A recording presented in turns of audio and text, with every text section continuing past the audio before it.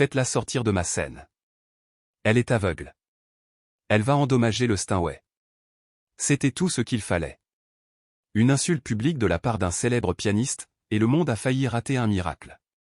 Aria Bellamy, une jeune fille aveugle et discrète, moquée devant une foule, n'a rien dit en retour. Elle s'asseyait simplement au piano et lorsque ses doigts touchaient les touches, le monde retenait son souffle. Ce qui a suivi n'était pas seulement de la musique. C'était un mouvement. C'est l'histoire inoubliable de la façon dont une fille sans vue, sans renommée et sans scène a donné à l'humanité quelque chose qu'elle avait oublié de faire, écouter. Avant d'approfondir, veuillez vous abonner à notre chaîne. Nous partageons chaque jour des histoires puissantes et significatives comme celle-ci. Déposez un commentaire ci-dessous pour nous faire savoir d'où vous regardez. Merci beaucoup. Et maintenant, revenons à l'histoire. Éloignez-la du Steinway. Ce n'est pas un récital de charité. La voix résonna dans la salle de concert comme un fouet, arrogante et acérée, coupant le doux bourdonnement des discussions d'avant-spectacle. Des halètements parcoururent la pièce tandis que les têtes se tournaient. Au centre de tout cela, sous la lueur crue d'un lustre en cristal, une jeune fille se tenait immobile. Elle tenait une canne blanche dans une main et son autre main planait dans les airs à quelques centimètres au-dessus de la surface noire polie d'un piano à queue. Elle n'a pas bronché. Elle ne parlait pas, mais quelque chose dans son menton, délicat et ferme, refusait de céder. L'homme qui avait parlé, vêtu d'un costume noir impeccablement coupé, s'avança. Victor Bell, un nom gravé dans l'histoire de la musique classique, le genre d'artiste capable de faire taire les pièces en appuyant sur une seule touche, se dirigea vers elle. Ses cheveux argentés et ses yeux bleus glacés rayonnaient de commandement. Les gens s'inclinaient quand il entrait dans des espaces comme celui-ci. Ses mains étaient assurées pour des millions. Et maintenant, ses mêmes mains pointaient avec dédain la fille devant lui. Elle n'a pas sa place sur ce banc, dit-il, moitié au régisseur, moitié aux dizaines d'invités d'élite déjà assis. Elle est aveugle, pour l'amour du ciel. Elle va l'endommager. Monsieur, fit une voix hésitante derrière le rideau. Elle a juste demandé à toucher les touches. Elle n'est même pas prévue pour. Je m'en fiche, aboya Victor. On ne laisse pas un enfant jouer dans la circulation simplement parce qu'il veut conduire. Faites-le sortir de ma scène. La jeune fille n'avait toujours pas bougé, ses yeux laiteux aux pupilles troubles, fixant quelque part juste derrière le piano. Elle avait l'air plus jeune qu'elle ne l'était aux 14, peut-être 15 ans. Mais quelque chose dans sa présence défiait la fragilité. Même si son corps était petit et mince, ses mains étaient élégantes et longues, les mains de quelqu'un censé créer du son. « Je suis désolée, dit-elle doucement. Sa voix flottait sur la scène comme une feuille sur l'eau calme. « Je ne voulais pas vous interrompre. » « Pas besoin d'être dramatique, répondit froidement Victor, lui tournant déjà le dos. Le monde a assez d'histoires sanglantes. Depuis les coulisses, quelqu'un a enregistré. Un agent de sécurité en congé, son téléphone à moitié dans la poche de son manteau. Il n'avait pas vraiment eu l'intention de filmer, pas vraiment, mais quelque chose dans l'immobilité de la jeune fille faisait que son pouce pressait un enregistrement presque involontairement. Elle recula, plaçant à nouveau sa canne devant elle. Il n'y avait aucun tremblement dans ses mains, aucune humidité dans ses yeux. Le silence dans la pièce s'approfondit, non pas un silence respectueux, mais ce calme poisseux et inconfortable qui suit la cruauté en public. Les gens bougeaient sur leurs sièges. Quelqu'un toussa. Quelques-uns chuchotèrent. Puis, elle s'est retournée et s'est éloignée. Personne ne connaissait son nom. Pas encore. 2 ans plus tôt, Aria Bellamy n'était qu'une autre figure invisible dans les couloirs bordés de marbre du conservatoire d'Eastbrook, le genre d'endroit où le nom de famille des étudiants comptait plus que leur talent. La plupart des étudiants venaient de générations riches, ambassadeurs, enfants de légendes du ballet à la retraite, fils et filles de chefs d'orchestre internationaux. Aria est venue sans rien. Pas de mère, pas de père, juste une simple assistante sociale qui l'a déposée à la porte du campus avec une seule valise remplie de vêtements usés jusqu'à la corde, un métronome sans pile et un lecteur braille à moitié cassé. Techniquement, le conservatoire ne l'a pas admise. Elle était là dans le cadre d'un programme appelé Observateur silencieux, un euphémisme pour la tenir loin des scènes ou des salles de classe mais lui permettant de s'imprégner de l'inspiration. Elle l'a bien absorbé, des salles de répétition extérieures aux portes laissées entr'ouvertes, des vibrations du plancher lorsque les pianistes s'entraînaient à l'étage. Elle passait ses après-midi assise les jambes croisées dans le couloir devant la salle de conférence du professeur Alco, traçant de la musique avec ses doigts en l'air, chaque muscle de ses mains se contractant avec des cordes invisibles. Ce fut Alco qui le remarqua le premier. Au début, il a considéré cela comme une coïncidence. Mais un soir, alors que la pluie tombait si fort sur la verrière de la véranda que même la pratique devenait impossible, il la vit assise là, les mains suspendues dans les airs, les yeux fermés, suivant un rythme silencieux. Il se pencha. « Est-ce que vous imitez ma conférence ?»« J'essayais, dit-elle. »« Je suis désolé. »« Pourquoi ?» il a demandé. Elle hésita. « Pour être ici. » Alco cligna des yeux. Le couloir sentait la vieille pierre et le bois verni. Le tonnerre grondait dehors. « Ne soyez pas désolé, soyez précis, a-t-il dit. À partir de ce jour, lorsque ses élèves furent partis et que les lumières s'éteignirent, Alco resta sur place. Il ne lui a pas enseigné avec des partitions imprimées mais avec des histoires décrivant la façon dont une fugue devrait donner l'impression de chasser sa propre ombre, ou comment Debussy était comme l'eau qui coule vers le bas, imprévisible, fluide, libre. Il enfonça ses doigts dans le bois pour expliquer le poids d'un accord, tapota des syncopes sur ses jointures, fredonna des gammes dans son oreille jusqu'à ce qu'elle puisse sentir la hauteur sans l'entendre. Aria a tout absorbé à une vitesse terrifiante. Mais le talent dans un endroit comme Eastbrook ne suffisait pas. Lorsque le conservatoire a annoncé sa vitrine de jeunes virtuoses, Alco a rempli lui-même la candidature. Il n'a pas énuméré son handicap. Il énuméra son nom, ses compétences et une recommandation privée si élogieuse qu'elle frôlait une prière. Elle a été autorisée à auditionner. Techniquement, le créneau horaire qui lui était assigné était 7h45, avant même que la plupart des professeurs ne soient arrivés. Le piano qu'on lui avait demandé d'utiliser était le vieux Baby Grand légèrement désaccordé de l'aile de répétition et non le piano de concert Steinway. Un seul juge est venu écouter. Pas de public, pas d'accueil. Aria resta assise en silence pendant un long moment avant de poser ses doigts sur les touches. Lorsqu'elle a commencé à jouer, elle ne se contentait pas de reproduire de la musique.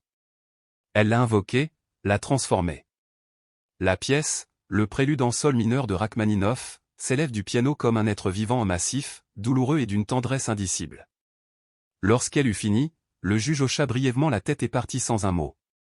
Elle n'a jamais reçu de rappel et Aria a disparu des couloirs du conservatoire. Ce qu'elle ne savait pas, ce que personne ne lui avait dit, c'était que quelqu'un la surveillait. Le concierge, qui nettoyait l'aile tous les matins, s'était arrêté devant la porte. Il avait entendu ce que le juge avait entendu, mais contrairement au juge, il était ému. Cette nuit-là, il a mis en ligne la vidéo qu'il avait discrètement tournée, intitulée « Une fille aveugle rejetée par le conservatoire joue Rachmaninoff par cœur ». La vidéo n'a pas explosé immédiatement, mais quelques jours plus tard, un blogueur de piano à Berlin l'a republié. Puis musicothérapeute en Argentine, puis pianiste à la retraite à Brooklyn. Les actions ont triplé d'heure en heure. Les commentaires affluent de tous les continents. Elle joue comme si elle racontait sa propre histoire, a écrit l'un d'eux. J'ai senti ça dans ma poitrine. Le conseil d'administration du conservatoire a paniqué, pas publiquement, mais à huis clos, des réunions furieuses ont eu lieu. Un administrateur particulièrement nerveux a demandé s'il pouvait suivre son adresse IP. Une autre leur a rappelé qu'elle n'avait pas d'adresse IP. Elle ne possédait même pas de téléphone. Elle était inaccessible, jusqu'à ce qu'elle ne le soit plus. Une enveloppe est arrivée à la réception du conservatoire, livrée en main propre avec des bords dorés, provenant du Gala international de l'harmonie humaine, un concert mondial diffusé dans plus de 60 pays. Le thème de cette année, briser les barrières sonores. Il voulait qu'Aria Bellamy ouvre le spectacle. Le doyen s'étouffa avec son expresso. Ce n'était pas une demande, c'était une déclaration. Un projecteur avait été braqué et pour la première fois, Aria n'était plus une ombre cachée dans le couloir du fond. Elle partagerait la même scène que Victor Bell lui-même. Et Victor n'a pas bien pris la nouvelle. Elle va ruiner l'intégrité du programme, la voix de Victor était basse, calme, presque agréable, trop calme, comme un vent d'hiver peut se taire juste avant de mordre. Il s'est entretenu avec le directeur du gala, un homme âgé nommé Gérard Marot, dont la carrière a couvert tous les recoins de la diplomatie musicale mondiale. C'est une enfant. Aveugle. Sans formation. C'est politique. Vous le savez. Gérard haussa un sourcil. Sa voix à l'accent français contenait juste assez d'acier pour rappeler à Victor qu'il ne parlait pas à un courtisan. Et pourtant, le monde attend de l'entendre. Où n'avez-vous pas vu les chiffres? Victor expira brusquement et lentement. Ce n'est pas un spectacle de talent. Non, répondit Gérard en souriant légèrement. C'est un compte à rendre. Quelque part à l'autre bout de la ville, Aria Bellamy se tenait pieds nus dans le calme de sa suite d'hôtels. Le sol sous ses orteils était en marbre frais, veiné comme des branches de rivière figées dans le temps. Elle pencha légèrement la tête en écoutant le vent contre la fenêtre, puis le silence entre les rafales. Même dans des villes inconnues, elle cartographiait son monde à travers le son, le grondement sourd d'un trafic lointain, le bégaiement aigu d'un ascenseur défectueux 2 étages au-dessus, le petit tapotement irrégulier d'une branche d'arbre contre la vitre. Tout s'emboîte comme une partition tacite. Le professeur Alco avait volé avec elle alors qu'il ne détenait plus aucun titre officiel. Il a refusé de la quitter, même lorsque le conservatoire a tenté de le remplacer par un manager tape à accent grave l'œil. Vous savez, murmura-t-il pendant le vol, de toutes mes années, je n'aurais jamais imaginé voyager à travers le monde avec le meilleur pianiste que j'ai jamais enseigné, et que l'école n'a jamais admis. Aria sourit doucement. Ils ont admis mes pas. C'est quelque chose, rigola Théil. Tu as toujours joué avec un genre de défi discret. La répétition était prévue pour le lendemain après-midi, mais Aria n'avait pas encore touché au piano. Pas depuis le jour où elle avait quitté la scène. Elle n'avait pas osé, non pas à cause de la peur, mais parce que quelque chose en elle avait changé. Jouer était autrefois son échappatoire, une façon de transformer le monde en mélodie lorsque la vie refusait d'être douce. Mais désormais, le monde voulait écouter. Non pas comme bruit de fond, non pas comme indulgence, mais comme vérité. Le poids de cela était immense. Pourtant, le moment venu, lorsque les portes de la salle de répétition s'ouvrirent et que les projecteurs descendirent des chevrons comme une lame de lumière, elle n'hésita pas. Elle s'avança calmement, avec Alco à ses côtés, jusqu'à ce que ses doigts effleurent le bord du banc du piano. C'était la même marque dont elle avait toujours rêvé, un piano à queue de concert Steinway-Don. La finale était froide, douce, intacte. Ses doigts tremblèrent un instant, puis s'immobilisèrent. Puis elle s'est assise. Chaque bruit dans la salle recula. Même la poussière semblait s'arrêter. Elle posa la main sur les touches, mais elle ne joua pas. Elle tenait simplement le silence dans ses paumes, l'étirant, le commandant jusqu'à ce qu'il se penche vers elle. Et puis, avec une respiration si douce qu'elle lui appartenait à peine, commença Théil. Les notes qui s'en échappaient ne provenaient d'aucune sonate ou concerto connu. Ils n'ont pas suivi un modèle familier. Aucun compositeur célèbre ne les avait signés il y a des siècles. Ils étaient les siens bruts, non marqués, nés à ce moment précis. Un mélange de mémoire et d'invention.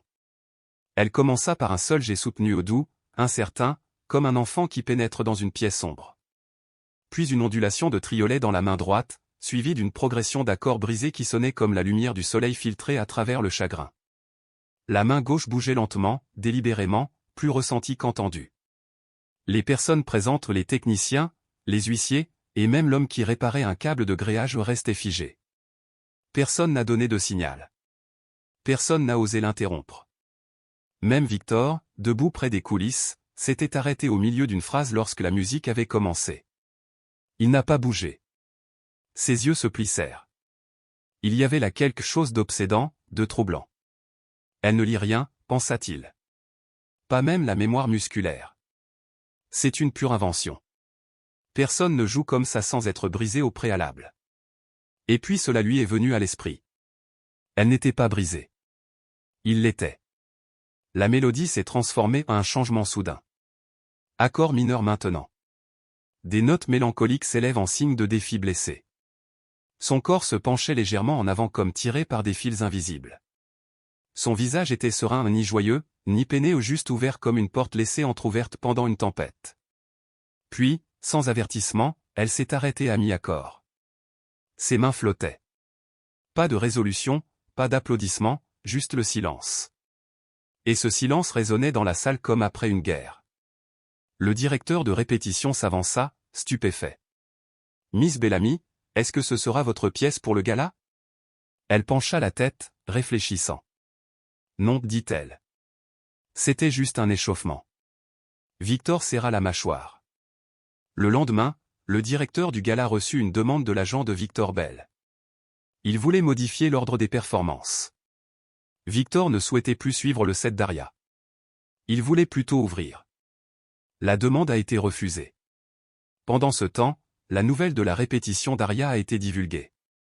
D'une manière ou d'une autre, quelqu'un avait pris un court extrait audio sur son téléphone et l'avait publié sur un forum de musique classique.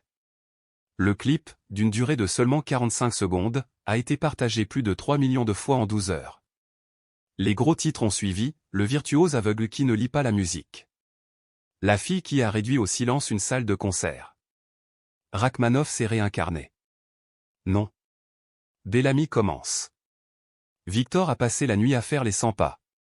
Pas par jalousie ou pas exactement mais par peur. Pas d'elle, mais de quelque chose de plus profond. De non-pertinence. De voir son héritage être éclipsé, non pas par le temps, mais par une fille qui jouait avec une sorte de pureté qu'il n'avait pas touchée depuis des décennies. Il n'avait pas joué à partir de la vérité depuis si longtemps qu'il avait oublié à quoi cela ressemblait. Et maintenant, tout ce qu'il avait, c'était la perfection. Elle avait autre chose.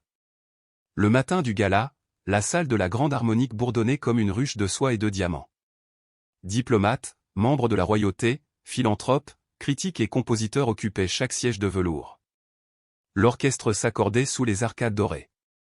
Les caméras étaient verrouillées. En coulisses, Victor s'était chauffé seul. Ses doigts dansaient sur les touches avec un flair exercé.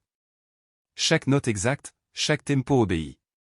Il ne s'était pas rendu compte qu'à peine une pièce plus loin, Aria était assise, les doigts sur ses genoux, ne faisant rien d'autre que respirer, écouter, cartographier la résonance de la salle de concert par sa respiration.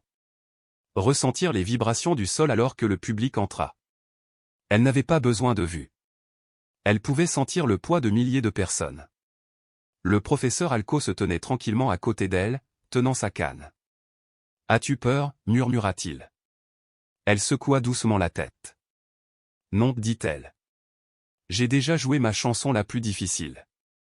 Celle-ci est tout simplement la vérité. » Il sourit. « Alors donne-le leur. » Elle hocha la tête, puis se leva. Un machiniste a ouvert le rideau latéral. Il était temps. « Mesdames et messieurs » résonna la voix de l'annonceur à travers l'opulent auditorium. « S'il vous plaît, bienvenue sur scène, Aria Bellamy. » Une vague de curiosité parcourut le public. Certains se penchèrent en avant, les sourcils levés. D'autres penchaient la tête vers leur programme, feuilletant les pages pour trouver le nom inconnu. Quelques-uns chuchotaient à leurs voisins. La plupart n'avaient jamais entendu parler d'elle. Ceux qui avaient vu la vidéo virale des semaines auparavant restaient désormais immobiles, l'anticipation bouillonnant sous leur peau comme un souffle tiré qui ne pouvait pas être libéré. Les lumières de la maison se sont éteintes. Un seul faisceau d'or chaud s'est répandu des chevrons sur la scène, illuminant le grand Steinway qui se dressait comme un monolithe sonore, attendant d'être réveillé. Et puis elle est apparue. Pas dans une entrée dramatique, pas de fanfare, pas de robe ample, juste Aria. Pieds nus dans une simple robe noire, une main posée doucement sur le bras du professeur Alco, l'autre tenant vaguement sa canne blanche. Le public l'a regardée dans un silence respectueux alors qu'elle s'approchait du piano. Ses pas étaient lents, délibérés, mais sans la moindre trace de peur. Sa tête se tourna légèrement alors qu'elle comptait l'espacement. Alco la guida doucement jusqu'au banc, puis recula dans l'ombre comme un gardien qui avait rempli son objectif. Aria resta assise un moment. Elle n'a pas bougé. Ses mains reposaient sur ses genoux et sa tête courbait, non en signe de soumission, mais en communion, comme un prêtre devant l'autel ou un soldat devant la tempête. Le silence est devenu sacré. Et puis, à peine audible, elle inspira. Ses doigts se levèrent et planèrent, et ils commencèrent à jouer. Mais ce qui s'est produit n'était pas un prélude reconnaissable. Ni Chopin, ni Beethoven, ni Bach. Personne dans le public ne pouvait le nommer car il n'en avait pas. C'était autre chose. Quelque chose de plus ancien que les partitions, de plus profond que la mémoire. C'était une histoire. La main droite flottait en ondulation sur le registre supérieur. Des notes délicates qui dansaient comme des gouttes de pluie sautant sur le verre. Ils étaient joueurs, hésitants, enfantins. La main gauche rejoignit un instant plus tard, lente et riche, ancrant la mélodie avec la gravité de l'absence d'un père, la voix d'une mère perdue dans le temps. Ceux dans le public qui avaient vu des difficultés l'ont ressenti instantanément, le début tremblant, les notes trébuchant, cherchant, puis trouvant soudainement la clarté. Une gamme ascendante qui s'envola brièvement triomphale, puis s'effondra à nouveau en tonalité mineure qui sonnait comme des prières sans réponse. Ce n'était pas une représentation, c'était un souvenir. Un soupir venant du premier rang brisa l'air. La femme d'un ambassadeur s'essuya la joue avec le coin de son gant. Un jeune violoniste présent sur le balcon s'est tellement penché en avant que ses lunettes sont tombées de son visage et ont claqué sur le sol. Mais personne ne l'a fait taire.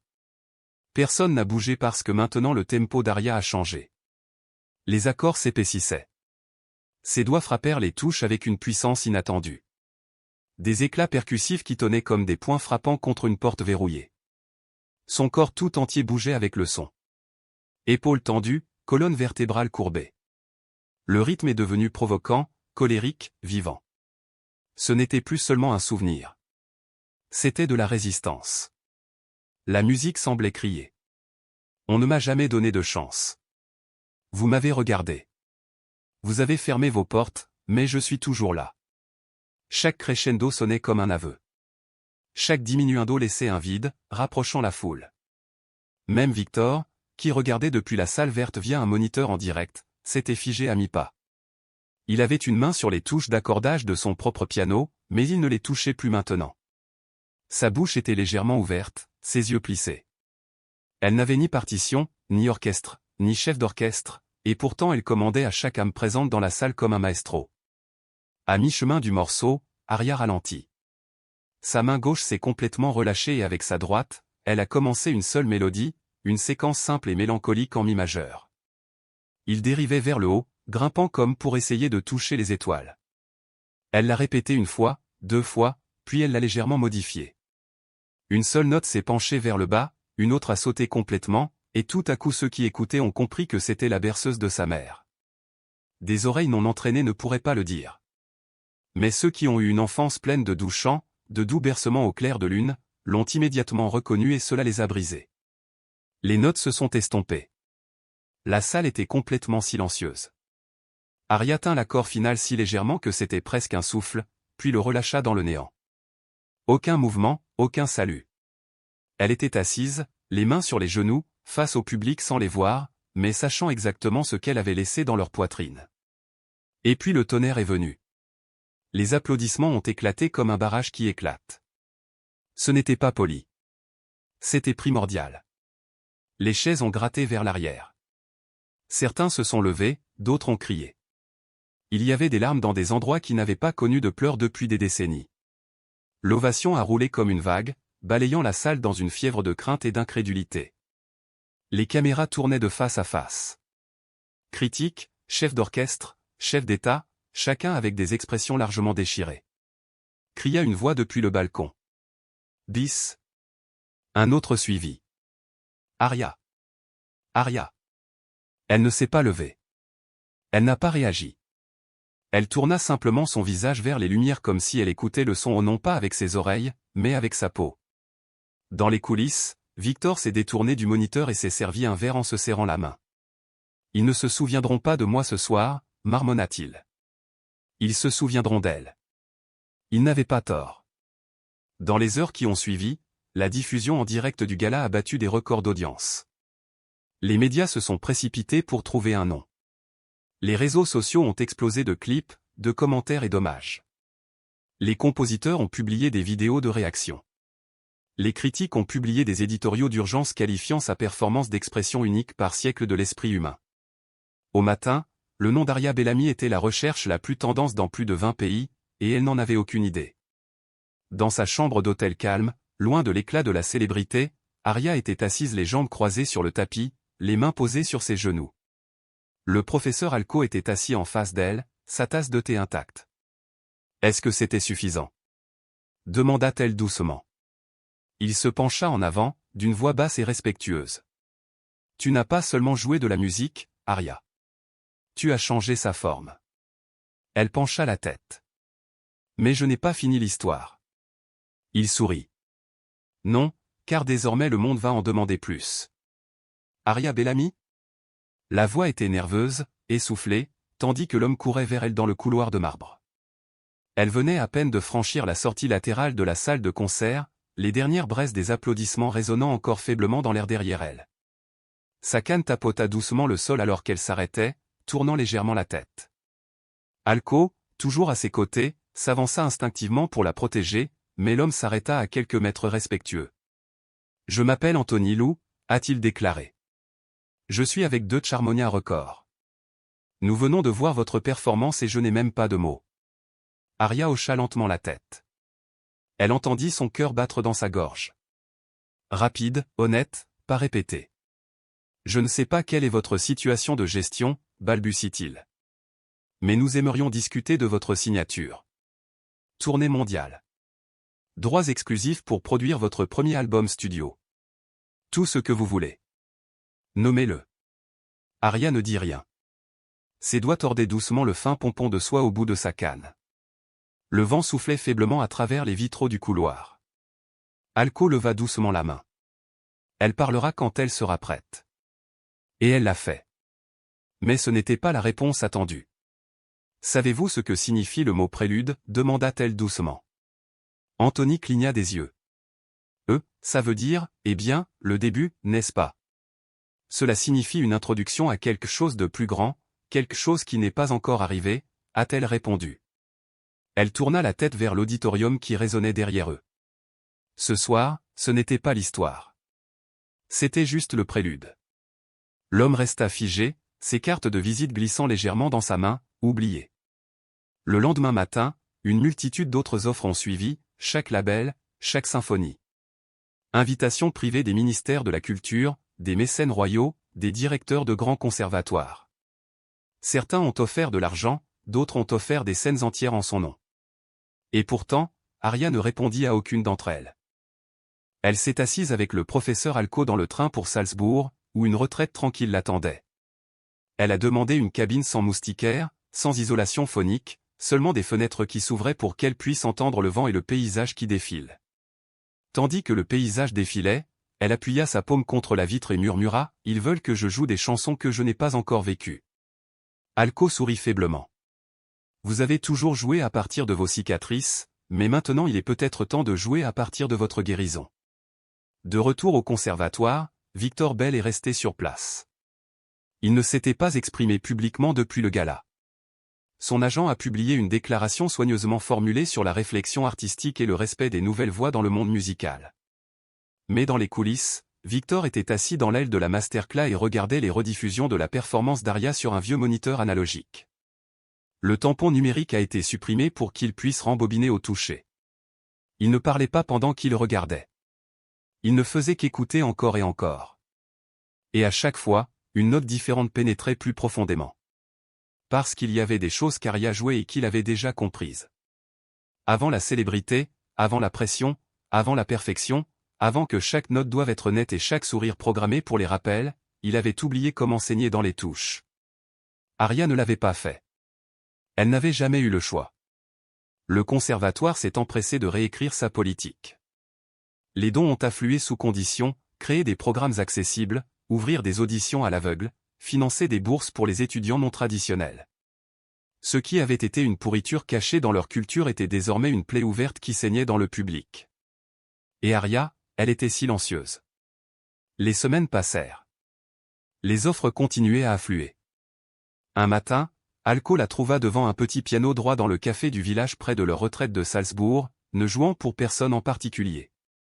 Un enfant était assis les jambes croisées à proximité, traçant les carreaux du sol avec la petite voiture. Un vieil homme lisait le journal sans même se rendre compte de qui elle était. Elle a quand même joué, non pas pour les applaudissements ou les contrats de disques, mais pour l'histoire. Finalement, un jeune journaliste persistant l'a retrouvée. Elle a demandé à Aria si elle pouvait enregistrer un court segment pour un documentaire. Aria a hésité mais a accepté, à une condition, il pouvait filmer le piano, mais pas son visage. « Je ne veux pas que ce soit à propos de moi », a-t-elle déclaré. « Je veux que les gens s'entendent dans la musique. » Mais le journaliste a insisté, « Votre histoire compte. Vous avez brisé les barrières. » Aria a souri gentiment et a répondu, « Non, je viens de rappeler aux gens que le silence ne signifie pas l'absence. » Ce clip à lui seul a recueilli 10 millions de vues. Parmi ceux qui l'ont vu se trouvait une adolescente du Texas rural, sourde de naissance, à qui on avait toujours dit que la musique n'était pas pour elle. Après avoir regardé Aria, elle a commencé à expérimenter des gants sonores haptiques, cartographiant le rythme par le toucher. Elle a envoyé à Aria une lettre écrite en braille avec l'aide de sa sœur. Cela se terminait par « Tu m'as fait de la place ». Aria a tenu la lettre pendant un long moment, puis, pour la première fois depuis le gala, elle s'est assise pour composer à nouveau. La nouvelle pièce lui parvint, non pas dans une tempête, mais dans un murmure. Cela commençait par une phrase simple, 3 notes, pas plus, répétées avec des variations mineures. Elle construisit lentement autour, superposant des intervalles comme des vignes s'enroulant autour d'un treillis. Cette fois, ce n'était ni chagrin, ni colère, ni désespoir. C'était reconnaissant. Lorsqu'elle l'a joué pour Alco, il a fermé les yeux à mi-chemin et a détourné le visage, non pas pour cacher ses larmes, mais pour honorer le moment. « Tu as écrit un pont, dit-il doucement quand elle eut fini. Aria parut perplexe. Un pont entre qui tu étais et qui tu es devenu, a-t-il expliqué. Elle a intitulé la pièce Ligne de visibilité. Il a été joué pour la première fois dans une modeste salle de chambre à Paris, non annoncée à l'avance, juste une représentation tranquille pour 100 invités. Pas de diffusion en direct, pas de presse, juste du son. Ceux qui ont eu la chance d'être là ne l'ont jamais oublié. Ils ont dit que c'était comme trouver un chemin dans le noir et réaliser qu'ils connaissaient le chemin depuis le début. Miss Bellamy, savez-vous que vous venez d'être nominée pour le prix artisanal? La voix au téléphone était nerveuse d'excitation, comme si elle attendait ce moment depuis des heures. Aria était assise tranquillement dans le coin d'un jardin ensoleillé à Florence. Sa canne reposait sur ses genoux comme un oiseau endormi. Les abeilles dansaient paresseusement dans la lavande. La brise faisait bruisser l'ourlet de sa robe comme si elle aussi voulait attirer son attention. Elle n'a pas répondu tout de suite. Le mot « prix » lui a toujours semblé étranger, comme s'il était destiné à d'autres personnes ou des personnes portant des médailles dans des vitrines, des diplômes encadrés ou des familles qui gardaient des places au premier rang lors de leur récital. « Je n'ai jamais participé à des compétitions, dit-elle doucement. Pas vraiment. La voix au téléphone a répondu, ce n'est pas une compétition. C'est une reconnaissance. Aria pencha la tête, écoutant les cloches lointaines d'une cathédrale sonner l'heure. Ses doigts parcoururent la gravure en braille sur le cahier à côté d'elle, une collection de mélodies à moitié terminées éparpillées comme la pluie. Sa réponse ne fut pas une déclaration, mais un murmure. Alors laisse la musique parler. C'est tout ce que j'ai toujours voulu. La nouvelle de la nomination a fait la une des journaux en quelques heures. Le prix artisanal, décerné une fois par décennie seulement à un musicien dont le travail a fondamentalement transformé la compréhension humaine du son, n'avait jamais été décerné auparavant à quelqu'un d'aussi jeune, ni à quelqu'un d'aussi aveugle, ni à quelqu'un qui n'était jamais formellement diplômé d'un conservatoire. Mais tout cela n'avait plus d'importance car le monde avait déjà commencé à changer en son écho. Les enfants des quartiers oubliés se voyaient remettre des claviers par des bénévoles au lieu de pistolets en plastique. Des orchestres entiers ont revu leur processus d'audition. Les demandes de partitions en braille ont explosé à l'échelle mondiale. Les écoles de musique, autrefois insensibles à la différence, se sont empressées de l'adopter. Elle n'a jamais demandé ça. Elle n'a jamais cherché à être un symbole, mais elle le devenait quand même. Pendant ce temps, à Eastbrook, les couloirs qui bourdonnaient autrefois de jugements silencieux avaient désormais un ton différent. Le professeur Alco était revenu, cette fois non pas en tant que conférencier, mais en tant que directeur nouvellement nommé du programme d'enseignement inclusif. C'était un titre que personne n'avait imaginé il y a un an, et que le conseil d'administration avait pratiquement eu honte de créer après que les anciens élèves et les donateurs eurent retiré leur soutien. Mais Alco ne se souciait pas de savoir comment cela se produisait. Il se souciait seulement que la porte, une fois claquée au nez d'Aria, soit enfin ouverte à d'autres comme elle. Sur la porte de son nouveau bureau était accrochée une simple plaque, pour les étudiants qui écoutent en silence, nous vous entendons maintenant. Et Victor, il est resté longtemps après que les autres soient partis. Il jouait moins, voyageait encore moins, mais quelque chose en lui avait changé, doucement et progressivement, comme la glace fondant sous le sol printanier. Il se remet à composer, non pas pour un public, mais pour lui-même, des pièces brutes, intimistes, ne durant parfois que quelques minutes. Et tout le monde commença de la même manière, par le silence. Puis une seule note, exactement comme elle le lui avait appris. Un matin, Victor a surpris les professeurs en demandant à auditer un cours. Pas enseigner, apprendre. Il était assis au dernier rang d'un cours d'improvisation pour débutants, entouré d'étudiants de 3 générations plus jeunes que lui, griffonnant des rythmes dans un cahier usé. « Je n'ai jamais appris à me sentir à travers la musique », a-t-il admis un jour en classe. Seulement comment le dominer. Mais j'ai rencontré quelqu'un qui écoute mieux que jamais. Les étudiants écoutaient, et en eux, il entendait quelque chose qu'ils n'avaient pas entendu depuis des années, la grâce. À l'autre bout du monde, Aria se tenait au bord d'une baie tranquille de la Nouvelle-Écosse, où les vagues murmuraient des secrets à des rythmes qu'elle seule semblait comprendre. Elle n'a pas fait de tournée. Elle n'a pas couru après les lieux. Au lieu de cela, elle voyageait comme un vent qui choisissait sa propre direction de petite ville en ville, de chapelle en centre communautaire, laissant derrière elle des fragments de musique comme des pas dans le sable. Elle n'a jamais été seule. La nouvelle s'est répandue bien avant son arrivée. Les gens ne venaient pas seulement pour l'entendre jouer. Ils sont venus l'entendre écouter. Parfois, elle ne jouait pas du tout. Parfois, elle invitait d'autres personnes à s'asseoir au piano avec elle, des enfants, des personnes âgées, ceux qui avaient trop peur pour toucher les touches. Elle guidait doucement leurs mains et, ensemble, ils créaient quelque chose que personne n'avait écrit auparavant. Elle appelait cela le son partagé. Il ne s'agissait pas d'être parfait. Il s'agissait d'être entendu. Lors d'une de ces séances, un garçon bégayant était assis à côté d'elle, tremblant, craignant de toucher les touches. « Je vais tout gâcher », murmura-t-il. Elle sourit. Il n'y a rien ici à gâcher, seulement à révéler. Il joua une seule note, puis une autre. À la fin de cet après-midi, il avait composé une mélodie de 4 mesures qui allait ensuite être présentée dans une campagne sur la santé mentale des jeunes. Et lorsqu'on lui a demandé plus tard pourquoi il pensait qu'Aria l'avait choisi, il a simplement répondu « Elle m'a vu sans jamais me voir ». Les lettres arrivaient par centaines, émanant de mères, d'anciens musiciens, de détenus, d'instituteurs. Beaucoup se terminaient par la même phrase « Tu m'as rappelé que j'étais toujours de la musique ». Aria n'a jamais répondu avec des mots.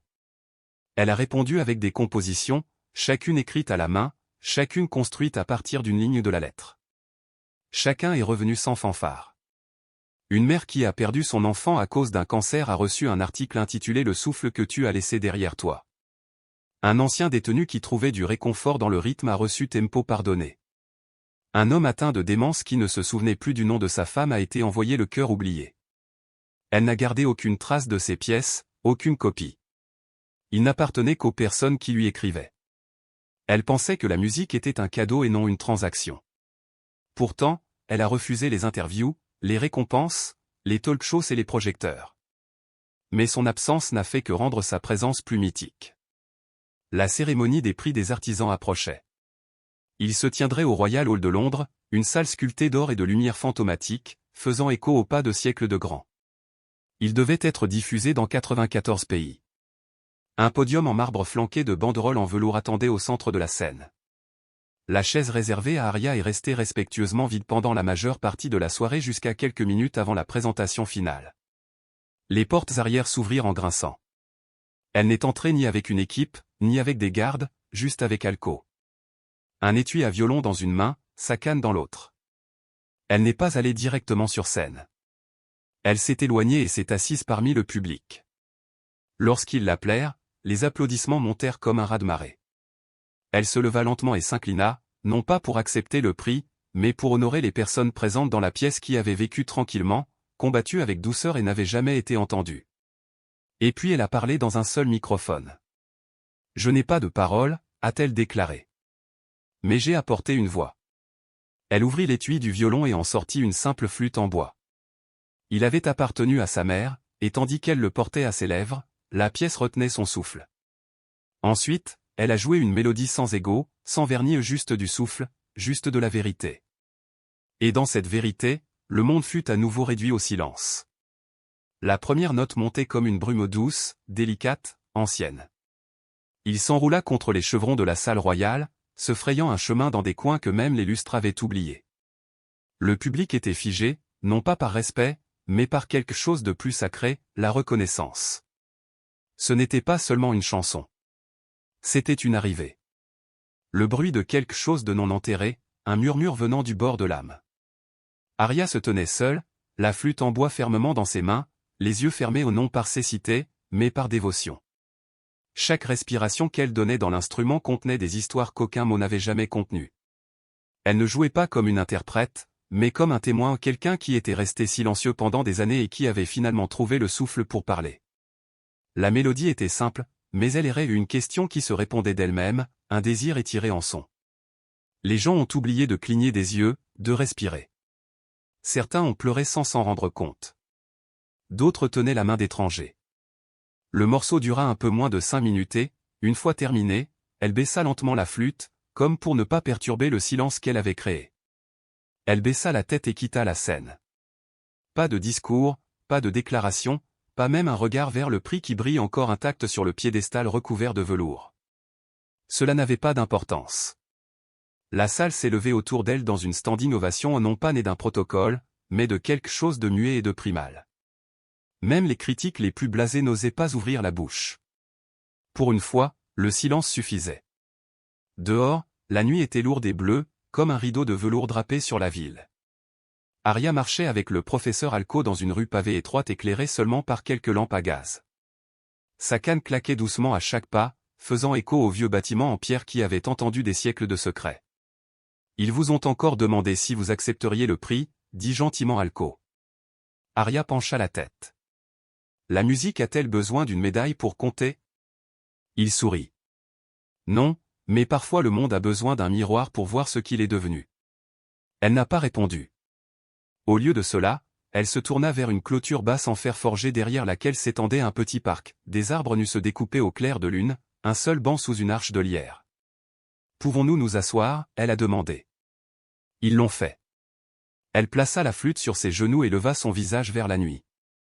Je lui ai joué cette chanson, dit-elle enfin. Alco savait de qui elle parlait. Il ne l'a pas interrompue. Je me souviens plus de son bourdonnement que de ses paroles, a poursuivi Arya. Elle chantait en pliant le linge ou en me brossant les cheveux. Des petites demi-mélodies qui ne se résolvaient jamais. Je n'ai jamais connu leur nom. Je ne pense pas qu'elles aient des noms. Alco écouta. Je pensais que je l'avais perdu lorsque j'avais perdu la vue, que les couleurs s'estompaient d'abord, puis sa voix, a-t-elle déclaré. Mais peut-être que j'attendais juste le bon silence, celui où je pourrais l'entendre à nouveau. Alco posa sa main sur la sienne.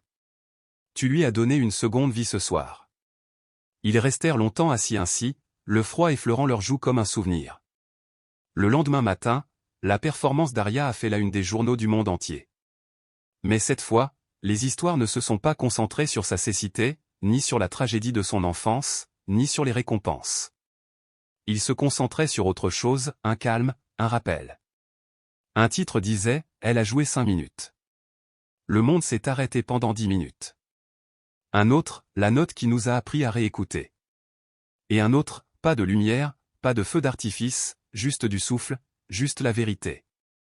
Elle n'avait pas accepté le prix artisanal, mais la fondation qui l'avait décerné a pris une décision sans précédent. Ils ont renommé le prix lui-même.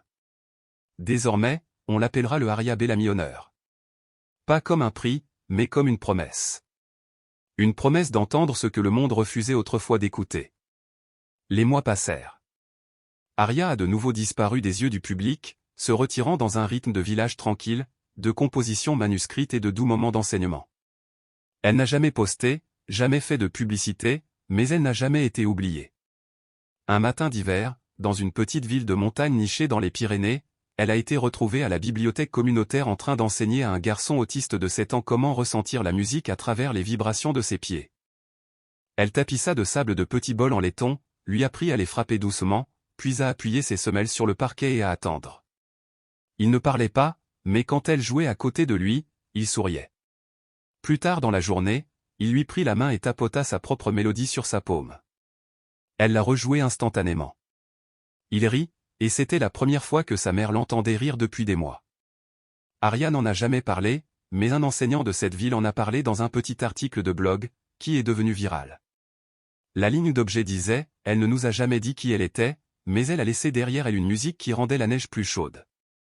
Dans des endroits qu'elle n'a jamais visités, des peintures murales sont apparues, non pas de son visage, mais de ses mains. Tendues, jouant des notes invisibles sur les murs des écoles, des stations de métro, des tentes de réfugiés. Les gens avaient commencé à utiliser ces compositions pour traiter le chagrin, célébrer la guérison, combler le silence là où les mots avaient échoué. Et peu à peu, une nouvelle expression est apparue dans le lexique de l'éducation musicale, joue comme Arya. Cela ne signifiait pas la perfection. Cela signifiait présence. Cela signifiait la vérité. Cela signifiait écouter si profondément que la musique n'était pas quelque chose que l'on jouait. C'était quelque chose dont vous vous souveniez. De retour au Eastbrook Conservatory, une nouvelle elle était en construction. Des parois vitrées, une acoustique naturelle accessible depuis toutes les directions. On l'appellerait le El Bellamy pour l'exploration sonique.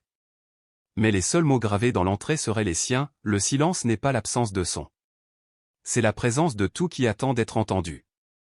Un jour, des années plus tard, une jeune fille errait dans un coin tranquille d'une bibliothèque musicale à Lisbonne.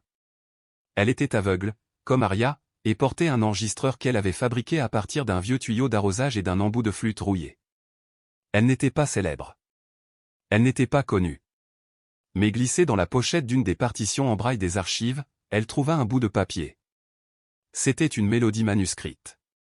Pas de nom, pas de date, juste 7 notes. Elle les a jouées et s'est mise à pleurer. Non pas parce que c'était triste, mais parce que quelqu'un, quelque part, lui avait laissé une voix. Et à ce moment-là, elle savait qu'Aria était passée par là, et le monde résonnait encore avec son souffle. Le soleil planait bas au-dessus de l'horizon, effleurant la mer d'une sorte de lumière ambrée qui rendait le monde silencieux. Dans un village côtier du nord de l'Islande, niché entre des falaises noires et de l'herbe balayée par le vent, Aria était assise dans l'arrière-salle d'un café local, les mains posées sur le bord d'un piano plus vieux que le café lui-même. Les clés coincées par endroits. Certains étaient jaunis, d'autres ébréchés, mais ça chantait. Et cela, a-t-elle dit un jour, était suffisant. Une douzaine de personnes se sont rassemblées autour. Pas de caméra, pas d'annonce. Ils n'étaient pas venus à cause de qui elle était, mais à cause de ce qu'ils avaient entendu. La fille d'un pêcheur a déclaré avoir entendu un jour une chanson qui a fait pleurer son père pour la première fois depuis la mort de sa mère. Une femme qui travaillait à la boulangerie de l'autre côté de la rue apportait du pain chaud, non pas en guise de paiement, mais en guise de respect. La porte est restée ouverte. L'air froid entra et sortait au gré des marées. Aria ne s'est pas présentée. Elle a demandé à chaque personne quel son lui rappelait son chez-soi. Certains parlaient du crépitement du bois de chauffage. D'autres, le bourdonnement des vieux frigos. Un homme a souri et a parlé du silence de la neige avant son atterrissage. Elle hocha la tête en réponse et, sans prononcer un autre mot, commença à jouer. Elle a pris leur son et leur a donné forme, créant de la musique à partir de sa mémoire, pas la sienne, mais la leur. Elle a plié les billets pour supporter leur poids. Sa main gauche frappait un motif, comme le battement du cœur d'un foyer. Sa main droite résonnait, roulant comme la neige fondant sur les toits de tôle. Les gens n'ont pas applaudi, ils respiraient. Après que la note finale se soit évanouie, elle attrapa le pain à deux mains, son sourire calme et complet. Les villageois racontaient l'histoire pendant des années, non pas d'un pianiste célèbre, mais d'une fille qui venait, demandait des nouvelles de chez elle et transformait ses réponses en sons. Pendant ce temps, dans les villes où elle ne retournerait jamais, l'héritage de son silence s'est approfondi. Les universités ont commencé à développer des cours, non pas en composition, mais en écoute. Des programmes sont apparus pour les musiciens invisibles, ceux qui n'avaient aucune formation traditionnelle, ceux qui jouaient d'instruments empruntés, ceux qui utilisaient le rythme pour survivre plutôt que pour jouer. Dans le Bronx, un violoniste du métro nommé Camille a été invité à prendre la parole au World Music Symposium après avoir cité Aria comme raison pour laquelle il a enregistré son premier album. Je pensais que la musique devait être forte pour avoir de l'importance, a-t-il déclaré devant des milliers de personnes. Mais elle m'a montré qu'on pouvait chuchoter tout en déplaçant des montagnes. À Johannesburg, une jeune fille a construit un dôme d'écoute avec des carillons brisés et des conduites d'eau de pluie après avoir entendu l'histoire d'Aria. Elle l'appelait une maison pour les sons oubliés. Lorsqu'on lui a demandé si elle avait déjà rencontré Aria, elle a secoué la tête et répondu « Personne ne la rencontre. » Vous la sentez.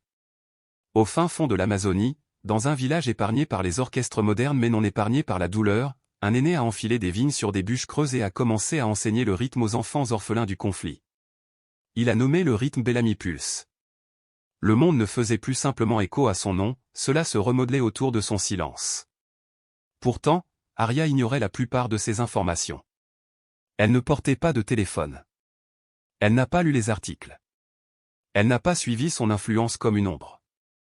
Elle a suivi la musique et a laissé le reste la suivre. À la fin de l'automne, elle s'est rendue à Kyoto, séjournant dans un monastère qui résonnait des cloches et du bruissement des bambous. Le moine a déclaré qu'elle était arrivée sous la pluie la plus douce qu'ils aient jamais entendue. Elle n'a jamais demandé un abri, seulement un endroit calme pour entendre ses propres pensées.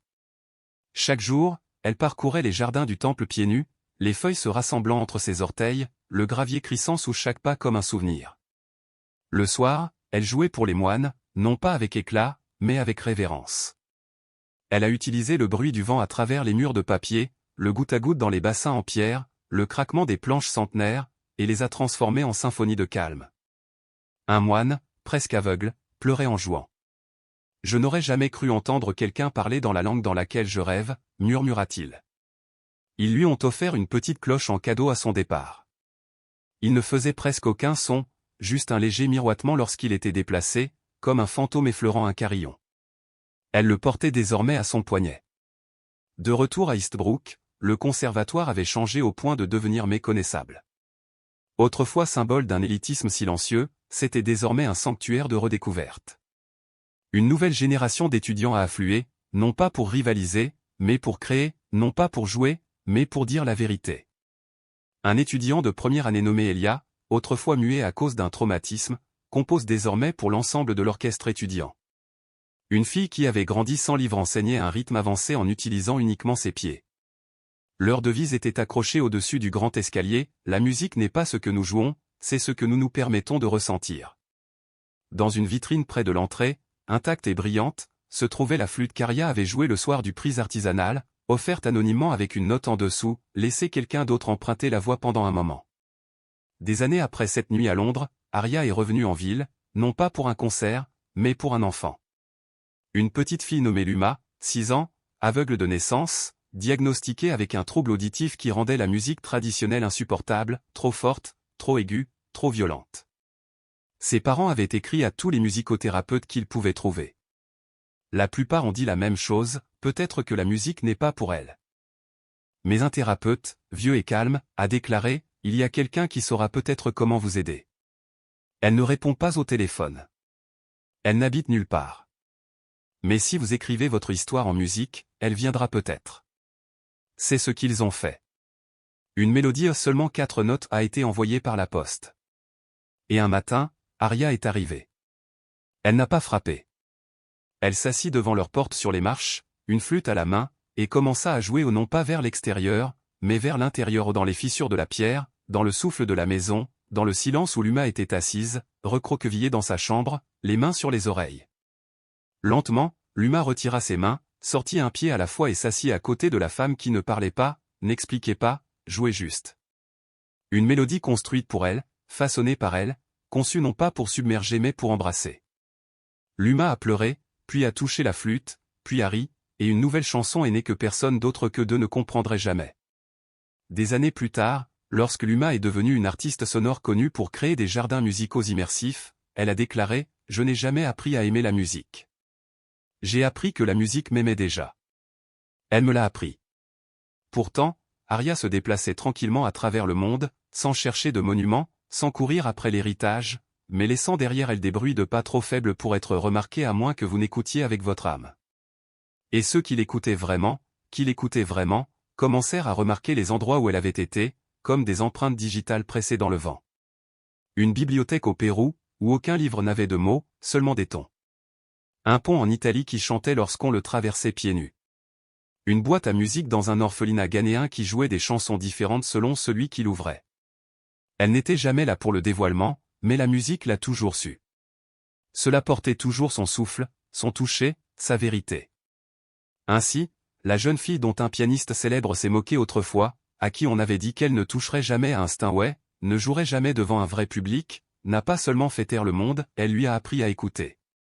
Le vent se déplaçait doucement dans le creux du désert, effleurant la terre craquelée comme le murmure d'un nom oublié. Quelque part loin des villes, dans un pays de sable rouge et d'horizons lointains, Aria était assise à ciel ouvert, le dos appuyé contre la pierre chauffée par le soleil. Pas de scène, pas de public, juste un silence aussi infini et aussi vaste que les étoiles qui se préparent à se lever. Elle était venue ici sans en parler à personne. Pas d'horaire de train, pas d'invitation à un festival, seulement une lettre qu'elle avait reçue des mois plus tôt. Une lettre écrite par un garçon de la nation ADN qui avait gravé ces mots sur le dos d'une peau de tambour cassée. Il disait, « Il y a un son ici que nous avons oublié comment écouter. Pouvez-vous nous aider à nous en souvenir ?» Elle ne portait aucun instrument, seulement la cloche autour de son poignet et la forme de ces mots résonnant en elle. Le soir, le village se rassemblait. Ils arrivaient pieds nus, enveloppés dans des châles tissés, menés par des grands-mères qui chantaient autrefois des berceuses au vent. Il n'y avait pas de chaise, pas de microphone, seulement le crépitement d'un petit feu et le silence d'une attente attendant de se transformer en chanson. Aria se leva lentement et leur fit face, non pas par la vue, mais par le son. Elle pouvait entendre la différence dans la façon dont chaque personne respirait, qui bougeait, qui restait immobile. Elle entendait les coups de pied nerveux du garçon qui lui avait écrit, son cœur bégayant comme un battement interrompu. Elle s'agenouilla et pressa ses paumes contre le sol. Les gens attendaient. Elle n'a pas parlé. Au lieu de cela, elle se mit à fredonner, d'une voix basse et régulière. Pas de mots, pas de mélodie, juste du souffle. Puis, un à un, d'autres se joignirent à eux. Un aîné tambourinait doucement avec un bâton sculpté. Une fille faisait trembler un collier de coquillages. Quelqu'un commença à taper deux pierres l'une contre l'autre, lentement d'abord, puis plus vite. Le désert, ancien et vaste, semblait écouter aussi. Et à ce moment-là, les gens se sont souvenus. Ils se souvenaient que la musique ne venait pas des radios, des salles raffinées ou des partitions écrites. Cela venait d'eux. D'histoires portées dans les os. De la douleur du silence de leurs ancêtres. Des rires partagés à côté des feux mourants. Du rythme de parcourir la même terre, génération après génération. Aria était venue leur donner de la musique. Mais en réalité, elle n'était venue que pour leur rappeler qu'ils l'avaient déjà. Une fois la nuit terminée, le garçon s'approcha d'elle. Il tenait la peau de tambour cassée à deux mains, tremblant légèrement. « Ça ne fait plus de bruit, dit-il. » Elle le prit doucement et en traça les bords avec ses doigts. Alors peut-être qu'il se souvient mieux du silence que n'importe lequel d'entre nous. Il la regarda, les yeux écarquillés. « Puis-je réapprendre à le faire chanter ?» Elle hocha la tête en souriant, non pas avec un son, mais avec une histoire. Et elle lui laissa le seul mot dont il avait besoin, commencer. Le lendemain, elle était partie. Pas d'au revoir, juste des échos. Au fil des années, le nom d'Aria est devenu moins un nom qu'un sentiment. Dans les revues universitaires, son influence a été étudiée, non pas à travers ses compositions, mais à travers l'effet d'entraînement de celles-ci. Les musicothérapeutes l'appelaient le changement Bellamy, un mouvement de la perfection à la présence, une façon de jouer qui plaçait l'émotion avant l'exécution. Dans les zones de guerre, les travailleurs humanitaires utilisaient ces mélodies pour atteindre les enfants qui avaient oublié de parler. Dans les maisons de retraite, les spécialistes des soins de la mémoire ont découvert que même les patients atteints de démence reconnaissaient ces chansons, tapotant du bout des doigts comme si la musique avait toujours fait partie d'eux, attendant dans une pièce calme de l'esprit. Dans les salles d'audience, son histoire a été utilisée comme étude de cas dans la défense des droits des personnes handicapées, démontrant le pouvoir de l'opportunité par rapport à l'exclusion. Un avocat l'a cité lors d'une audience sur les droits civiques, « Vous n'avez pas besoin de voir pour être un miroir. Il vous suffit de refléter la vérité. » Mais Aria n'est jamais revenue sur ces conversations. Elle n'a pas lu les articles. Elle n'a pas siégé pour des documentaires. Lorsqu'un comité international a tenté de lui décerner un honneur pour l'ensemble de sa carrière, elle a refusé avec une note écrite à l'encre pâle sur du papier fait main, « La vie ne signifie pas la fin. J'écoute toujours. » Elle erre de pays en pays, apparaissant parfois dans les endroits les plus inattendus. Un monastère isolé au Tibet. Un vignoble du sud du Chili. Un toit à Mimbé, où elle a joué une berceuse pour l'anniversaire d'un enfant des rues. Elle ne restait jamais plus longtemps que la musique. Mais le monde a commencé à ressentir sa présence avant son arrivée, non pas par le biais d'annonces, mais par coïncidence. Soudain, un piano oublié était accordé. Une salle de classe deviendrait silencieuse. Un chœur d'étrangers se rassemblait sans plan, comme attiré par un son qu'il n'entendait pas vraiment, mais qu'il connaissait depuis toujours. Un hiver à Prague, pendant la nuit la plus froide de l'année, une femme d'environ 90 ans était assise seule sur une place publique, à côté d'une fontaine gelée. Elle tenait à la main une photo de son frère, perdu il y a des décennies pendant la guerre. Elle n'avait pas parlé depuis des jours. Puis une fille avec des tresses noires et une flûte passa et s'assit à côté d'elle. Elle a joué une mélodie faite de flocons de neige et de cendres. Et la vieille femme se mit à fredonner. Elle prononça le nom de son frère. Et pour la première fois depuis 60 ans, elle sourit. Personne ne l'a enregistré. Personne ne l'a publié. Mais quelqu'un l'a dit à quelqu'un d'autre. Et c'est ainsi que l'histoire a grandi. Pas dans les gros titres, mais dans les cœurs. De retour à Eastbrook, le professeur Alco, maintenant vieux et aux cheveux argentés, était assis au bord du lac près des jardins du conservatoire, lisant une lettre d'un enfant de Nairobi qui avait construit un violon avec du bois de rechange et utilisait ses genoux pour le maintenir stable parce qu'il n'avait pas de bras. Il avait écrit « Je l'ai entendu une fois sur une cassette que quelqu'un avait laissée derrière lui. Je ne me souviens pas de la mélodie. Je me souviens de la façon dont elle m'a fait arrêter de pleurer. » Alco regardait de l'autre côté de l'eau, le vent soulevant le coin de son manteau. Il murmura à voix haute « Elle est partout, n'est-ce pas ?» Les saules ne disaient rien, mais la brise répondait.